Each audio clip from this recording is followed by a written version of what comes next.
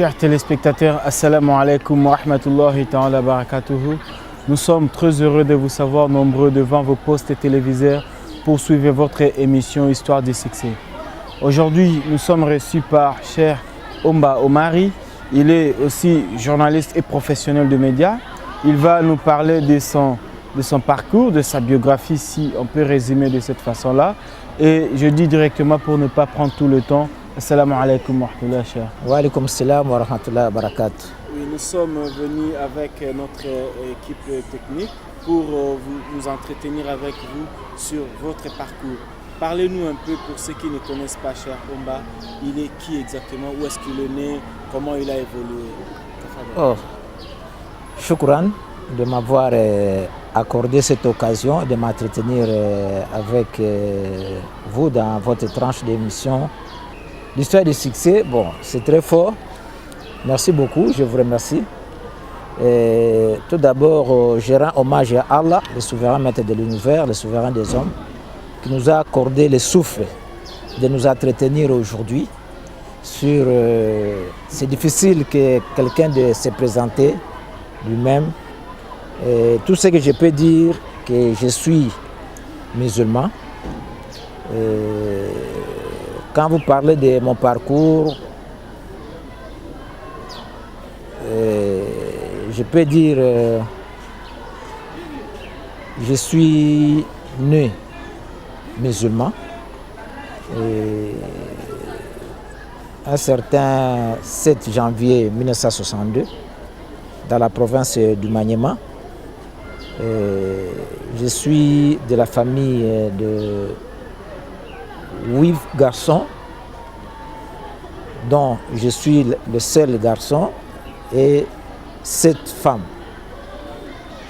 Et quant à mon cursus, j'ai fait mes études primaires au Maniema, plus précisément à Kindu, à l'école catholique Saint-Gaston, école primaire catholique Saint-Gaston.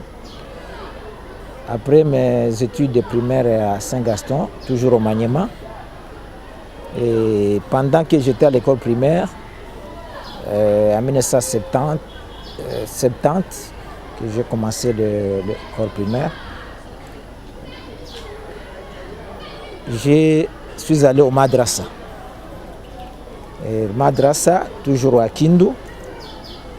Celui qui m'a appris le premier alif, le premier alphabet, c'est Cheikh Marhemou Cheikh Idi Malengela, qui est déjà décédé ici à Kinshasa. C'est le premier moualim qui m'a enseigné, qui m'a montré la lettre Alif, à partir de Kindu. De là, j'ai continué le madrasa. Le matin, on allait à l'école primaire, chez les catholiques. Et après-midi, 14h, nous allions suivre maintenant les cours de madrasa. Après avoir évolué, quand j'ai terminé mes études primaires, je suis allé continuer toujours à Kindu, première année secondaire, à l'Institut Djoudi. C'est une école dirigée par la communauté islamique à Kindu, mais ce n'était pas une école islamique, mais c'est une école moderne où j'ai continué mes premières études secondaires. De là, j'ai été appelé à Kinshasa pour poursuivre mes études. Je suis arrivé à Kinshasa en 1977. Là, je suis arrivé à Kinshasa, j'ai poursuivi mes études secondaires. De là, je suis allé à l'Institut, à cette époque on appelait CO, cycle d'orientation, à l'Institut Lufungula, au camp Lufungula ici à Kinshasa, Lingwala. De là, je suis allé à l'Institut, à l'époque on appelait collège William Book, qu'on appelle aujourd'hui Institut Kassai. C'est là où je suis allé continuer mes études humanitaires. J'ai terminé en biochimie. Après mes études secondaires, j'ai mon diplôme d'État j'ai voulu continuer mes études au niveau de l'université. J'avais l'envie de faire la médecine. Bon, malheureusement, je n'avais pas un soutien pour continuer l'université à cette époque-là. Pour prendre en charge mes études, j'étais obligé de faire les cours du soir, étudier le soir et le matin chercher un job. Ça c'est en 1982-83. Dès là, pendant ce temps, j'ai trouvé un job quelque part. La journée, je vais faire le travail. Après-midi à 16h, je me suis inscrit à l'Institut supérieur de commerce à l'IEC. Après mes études à l'IEC, pendant ce temps à Kinshasa, au niveau de la communauté islamique, on s'intéressait de notre communauté. À ce moment-là, j'ai continué encore à apprendre ma religion au niveau des madrasa ici à Kinshasa. J'ai retrouvé encore notre chef, Idi Malengele à Kinshasa. J'ai suivi les cours encore dans ce madrasa au niveau de Kilosa. Et de là, j'ai poursuivi encore mes écoles coraniques avec Cheikh Idriss Andeba, qui m'a aidé aussi pour cette formation. Et de là, j'ai évolué. Pendant ce temps, en 1999, comme on était au niveau de la communauté islamique, j'ai suivi les programmes des émissions islamiques qui passaient à cette époque à la radio RTNC, à l'époque OZRT, et à la télévision. C'était nos chers, je me rappelle, c'est Cheikh Kapuluta qui animait ces émissions à l'époque. Il y avait Cheikh Abdallah Mangala qui animait aussi ces émissions. Qui est encore chez Lambalamba. Pendant ce temps, on observait la façon qu'on présentait les émissions islamiques. Tout était centré seulement sur la prêche, la prédication. L'imam, il entre au studio, on l'enregistre, il commence à prêcher comme nous prêchons à la mosquée. Pendant un très long moment. À un certain moment, en 1999, nous nous sommes posé un peu la question. Nous avons vu qu'aujourd'hui, au niveau de la communauté islamique, nous avons senti que du côté média, il n'y avait aucune structure de médias à ce qui concerne la communauté islamique. Tandis que d'autres communautés, ils avaient déjà commencé, il y avait des radios. À cette époque-là, il y avait radio catholique, Elikia, tout ça. Bon, mais nous remercions pendant cette période-là, c'est le gouvernement de l'époque qui avait accordé l'espace à la communauté islamique à l'époque pour faire leur prédication. Parce que vous savez, notre pays, c'est un pays laïque. L'État a jugé bon de reconnaître les confessions religieuses. C'est à ce moment-là que l'islam, depuis avant l'indépendance, vous savez l'histoire comment c'était passé, à marginalisation jusqu'à ce que l'arrivée du premier président Kasavubu, l'islam était organisé dans les associations qui représentaient l'islam, il y avait MISCO, tout ça. Et on arrive à 64, 65, et l'islam, pendant ce temps, on ne nous a pas refusé de prier, mais on n'était pas vraiment bien organisé. Jusqu'à arriver en 1970-71 avec le président Mobutu, on a jugé bon, on a demandé aux musulmans, au lieu de se regrouper dans différentes associations, l'État a exigé que nous puissions avoir un seul répondant de l'islam dans notre pays. Il a demandé à toutes les associations islamique de s'organiser à une seule association qui sera reconnue comme une association qui représente la religion islam, ici à... Le partenaire de l'État. De l'État. Voilà, pour éviter plusieurs correspondants, plusieurs organisations qui se prétendaient pour l'islam. Alors, c'est maintenant, en 1971, il y avait cette disposition-là et les musulmans se sont retrouvés à Kisangani pour réfléchir comment nous pouvons créer une seule structure qui doit être une structure qui sera comme correspondant à l'État pour représenter l'islam. C'est là où la communauté islamique est née, en 1972, avec la reconnaissance par ordonnance présidentielle, reconnaissant la communauté islamique comme une structure qui représente l'islam dans notre pays. Bon, ça c'était une parenthèse pour vous dire comment moi j'ai eu l'idée de m'intéresser dans les domaines des médias. Nous avons vu les autres comment ils présentaient leurs émissions, d'autres confessions religieuses. Vraiment c'était structuré, ils présentaient les activités. À part la prêche, il y avait les activités de l'islam, on voyait comment ils présentaient. Alors, nous avons fait cet état de lieu.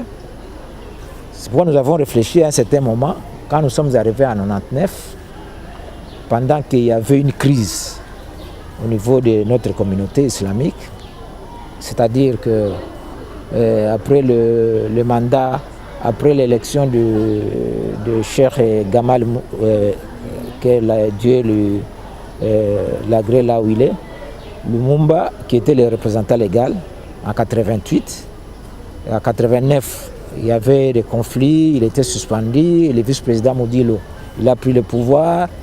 Jusqu'en 1999, il y avait toujours des disputes.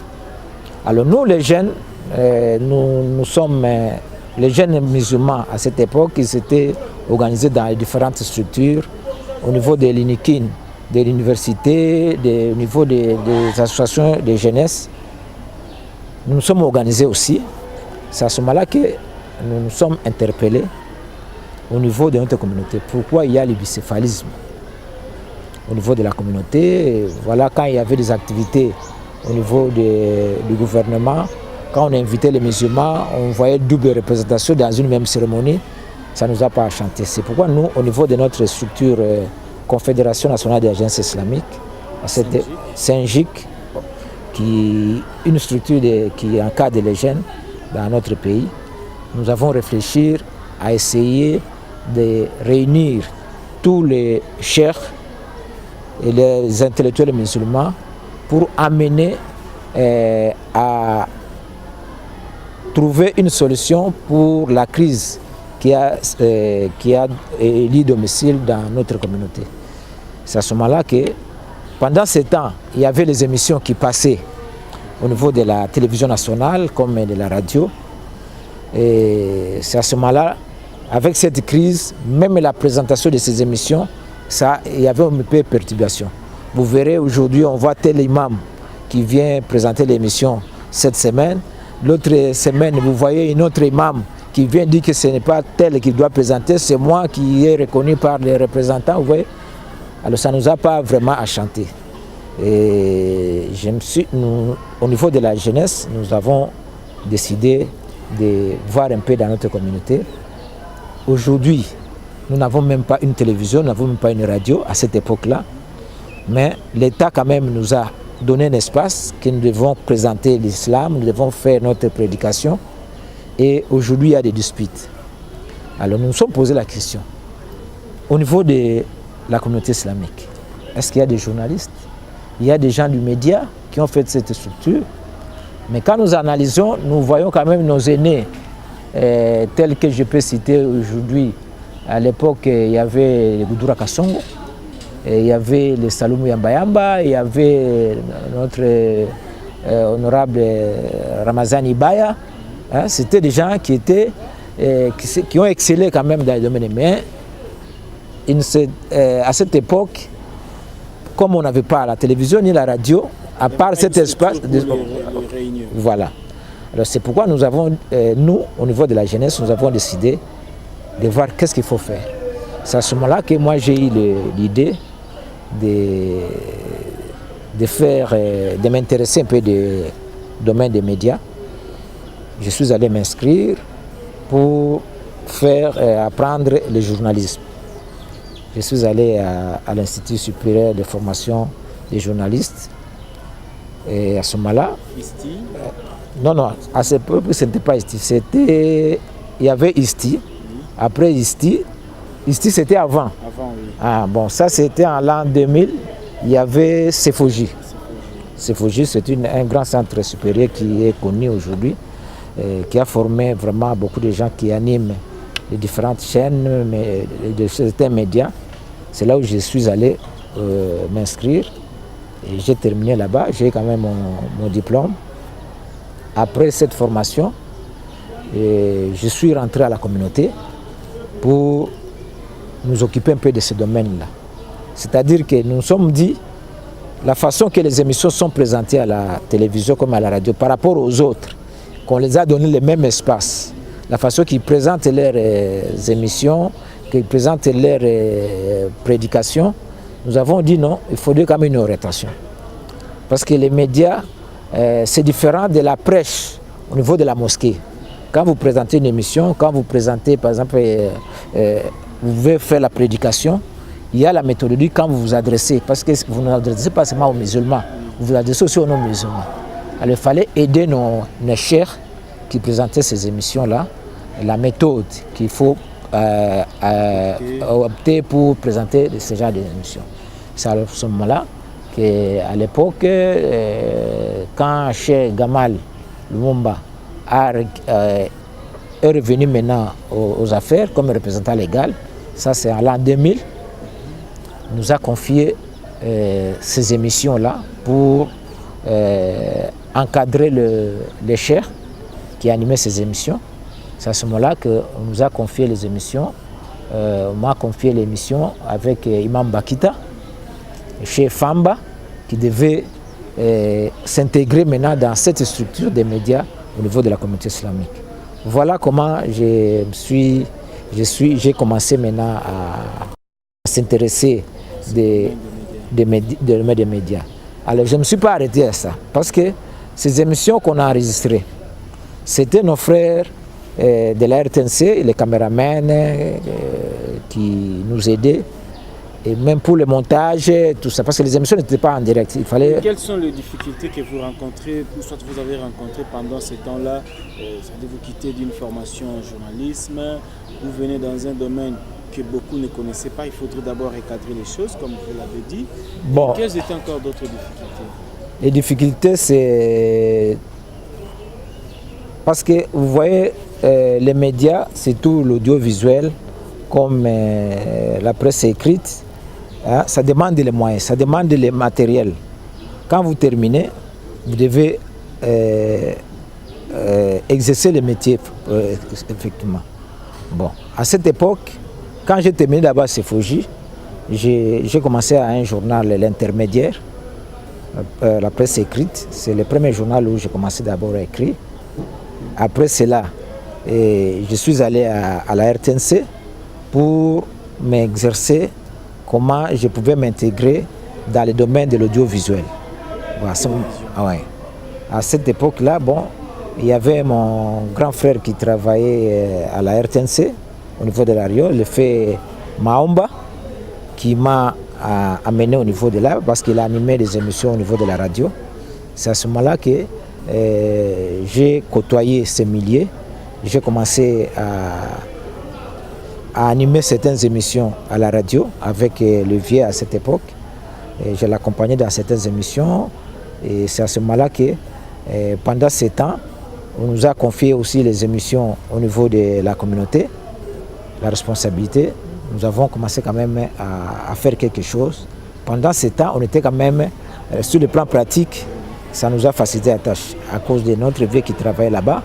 Il nous a mis en contact avec les chevronnés. C'est pendant ce temps, j'ai appris, à part la présentation des émissions, et j'ai appris aussi les montages. Donc on peut enregistrer notre émission et moi-même j'ai monté aussi. Ça, c'était d'abord le montage analogique. Aujourd'hui, nous sommes dans le numérique. Oui. Voilà, là, on avait les bandes cassettes VHS que vous connaissez. Bon, j'ai commencé à monter les émissions.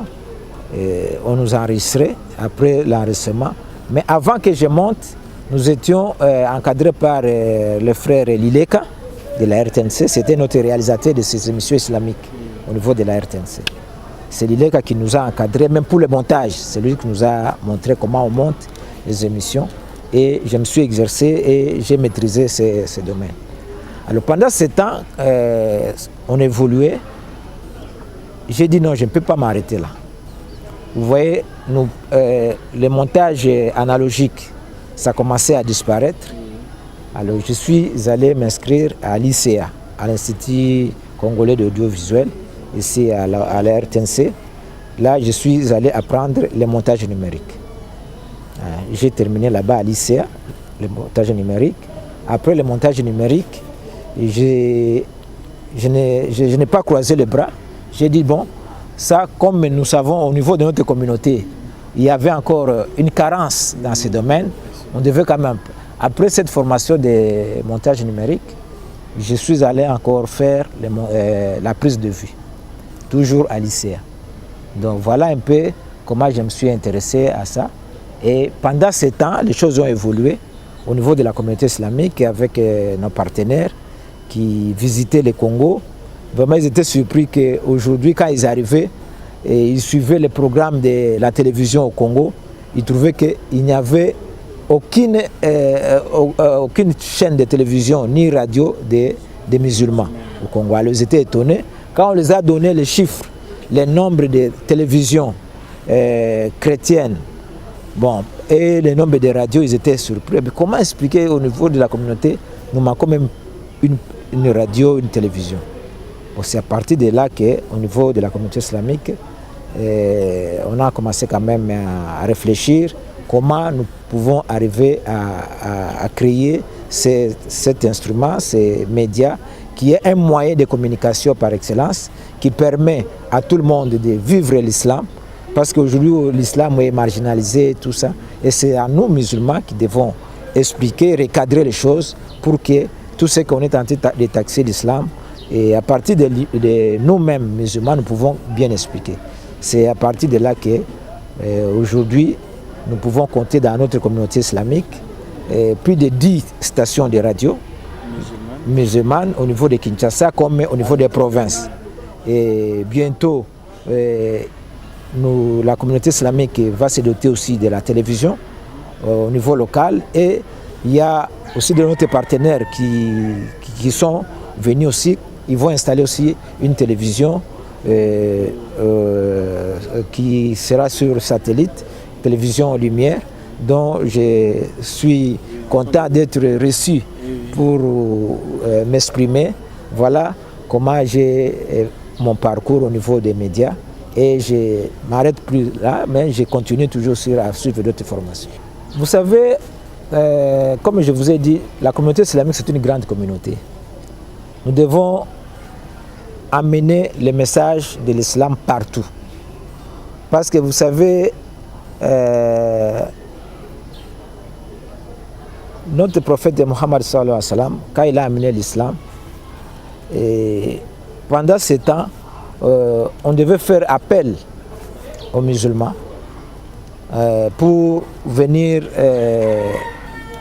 pour aller faire le pèlerinage. Vous voyez, pour aller à la prière. Bon, le pèlerinage, il faut le faire à la Mecque. Pour ceux qui ont des moyens. Pour ceux qui ont les moyens.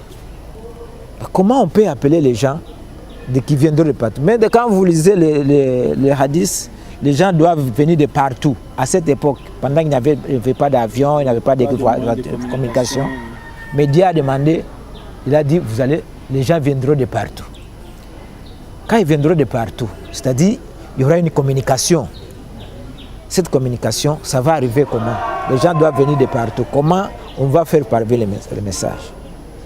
Et aujourd'hui, quand nous analysons cet appel, à l'époque où il n'y avait pas des avions, il n'y avait pas de communication, moyens de déplacement aussi.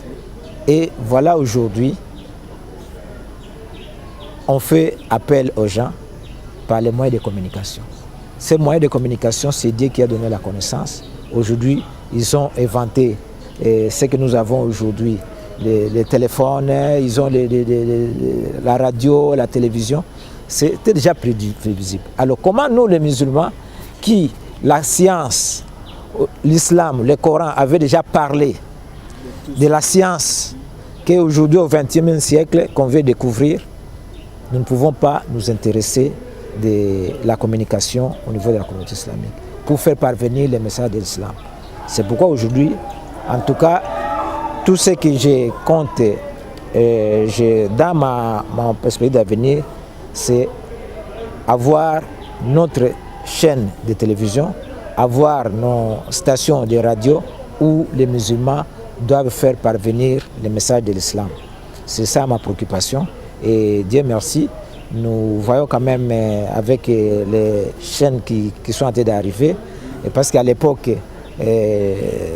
nous avons commencé à faire parvenir les messages dans les télévisions des autres. Aujourd'hui, nous commençons maintenant à émettre avec nos propres télévisions et nous expliquons à long et à large, parce que nous étions même limités sur le problème des temps. Hein? Quand je vous dis les émissions là que le gouvernement nous avait données, c'était chronométré. C'était 1 heure. Et si je vous dis aujourd'hui, cet espace-là, de 1 heure, nous sommes à 30 minutes. C'est pour vous dire que du super peut-être nous serons à 15 minutes. Et on efface. Voilà. Alors nous remercions notre partenaire gouvernement pour l'espace qu'il avait accordé, qui continue à accorder à la communauté musulmane pour faire parvenir les messages. Vraiment, nous remercions le gouvernement pour cette collaboration avec les confessions religieuses. Merci beaucoup pour nous avoir reçus dans votre milieu du travail. C'est moi qui vous remercie et je crois que ça ne sera pas la dernière fois. Inch'Allah. Assalamu alaikum. Wa alaikum salam. Chers téléspectateurs, nous sommes très heureux que vous avez suivi à long et à large comment cher Omba Omari il a donné son parcours. Et quant à moi, je vous prends rendez-vous au prochain numéro. Assalamu alaikum wa rahmatullahi wa barakatuh.